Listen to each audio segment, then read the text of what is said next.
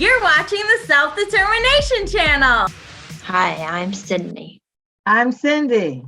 Today on In the Spotlight, we are talking with Sue Urban about the latest things we should know about COVID. Sue is a nurse. She has worked with self-advocates for over 40 years. She leads the IRIS Self-Directed Personal Care Program in Wisconsin. IRIS stands for Include, Respect, I Self-Direct. Thank you, Sue. Thank you guys for having me. It's nice being here and it's nice chatting with you on this. Things are starting to open up. Some places don't even require you to wear a mask. Does that mean masks aren't helpful or that I shouldn't wear one? That's a good question. Yes, masks are still helpful, especially for people with underlying health conditions or who might be at a higher risk, which would include people with disabilities, maybe people with respiratory issues or other issues. So you really need to decide for yourself and your own personal health whether you need to continue to wear a mask, but they certainly are useful and helpful still. There are times when I feel more comfortable wearing a mask. Is it okay for me to ask the person I'm with to wear one too?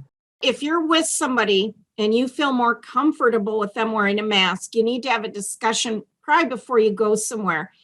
I ask people to wear masks. I ask people to wear masks in my own home. I ask people to wear a mask if I'm in a car with them and I can't social distance. If a friend and me are going out to a public place where masks aren't required, I leave it up to them because I really can't make that decision for them. But certainly in my own home or in my own car, I keep extra masks and I do ask people for my own safety if they would please wear a mask. So you have to do what you feel most comfortable with. People kind of look at you funny with a mask on now because I went somewhere and this person said to me, "Why do you still have your mask on? You can take it off." And I need to keep it on because I do have some complex medical needs. I just need to be wearing the mask. But they look at you like, okay, funny, like, I don't care. I'm going to wear it anyway. And I will tell you, Cindy, I wear a mask too because I have health conditions. And I run into the same thing where people give you looks or make a comment. Yeah. Yeah, and that's not fun to go through, but we shouldn't have to explain. And it is, our decision, right? It's our bodies. It's my self-determination. So what I say. That's right. What do I say to people I know who don't get vaccinated? Why is it important? It's hard to try to convince somebody if they believe one way. But you can just say, it's not just about you. It really isn't as much about you as it is everybody as a whole collectively. So by getting vaccinated, you're showing that you care about, well, yourself, but also your community and the country as a whole. But all you can really say is that people should consider it. Vaccinations have been proven to be safe and effective to decrease that risk. And also how easy and accessible it is to get now and how important it is as a nation so we don't go into yet another surge or another period of time where we can't go out.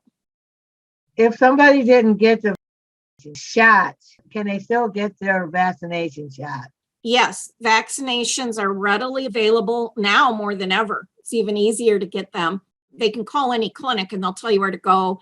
Your health department, a Walgreens, CVS, and you can get them pretty rapidly. And it's important to get a booster because without that booster, right, it's really going to decrease how the vaccine protects you. And I would encourage people to do so. COVID's not gone away, and other variants of COVID can come and go. So we want to protect ourselves. So yeah, it's not too late and they're still available everywhere. Can you talk a little bit about the vaccine card? Sure. A good thing you can do if you're attending events or if you're out and about is to keep a copy or your vaccine card with you. That way, if you have to show it at an event, you'll have it, you'll have proof of vaccination. It isn't a bad idea to keep that record with you in your wallet. The COVID-19 guidelines have changed a lot in the last 2 years. How can we keep up with the latest information? Yeah, and that's what I have to do all the time for myself. It changes all the time. So the BPDD site, they have great information and that's kept up to date. The Wisconsin COVID site, all the data is updated every day. And then the CDC site, but those are the only 3 sites I go to. There's a lot of information out there and I go to trusted sources.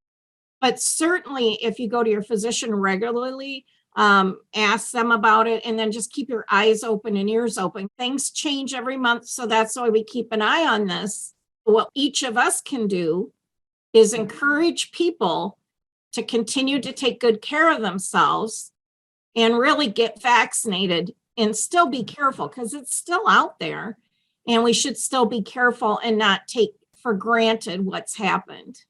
But I think it's important, keep washing your hands and stuff.